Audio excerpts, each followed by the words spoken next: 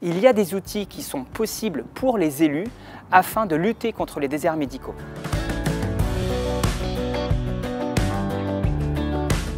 Aujourd'hui, il existe une vraie différence dans l'accès aux soins entre les territoires ruraux et les territoires urbains. Cela se traduit par une espérance de vie de 2 ans inférieure quand on habite à la campagne par rapport à ceux qui habitent en ville.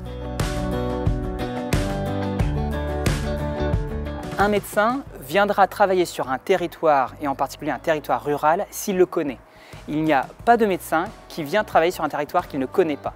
Et pour le connaître, soit il en est originaire, soit il est venu en tant que stagiaire au moment où il est venu se former.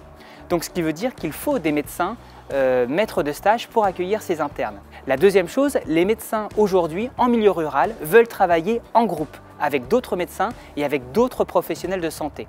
Pour cela, ils peuvent travailler au sein d'une maison de santé, d'un centre de santé ou d'une équipe de soins primaires. Et enfin, la troisième chose qu'il va regarder, c'est l'offre qu'il y a autour.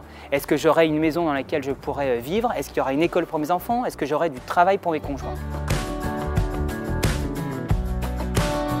La télémédecine doit se concevoir, doit s'organiser avec les professionnels du territoire. C'est un outil qui est adapté dans les territoires où on manque de médecins.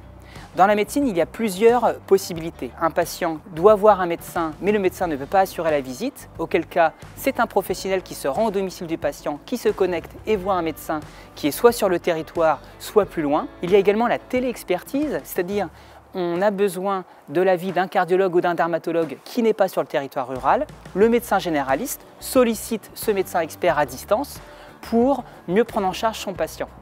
Et puis, il y a également le télésoin qui permet à un infirmier de prendre en charge un patient et de solliciter l'avis du médecin généraliste. Voilà un petit peu les différents cas de figure qui montrent que la télémédecine, c'est un outil adapté dans tous les milieux où la ressource médicale est une ressource rare, en particulier dans nos milieux ruraux.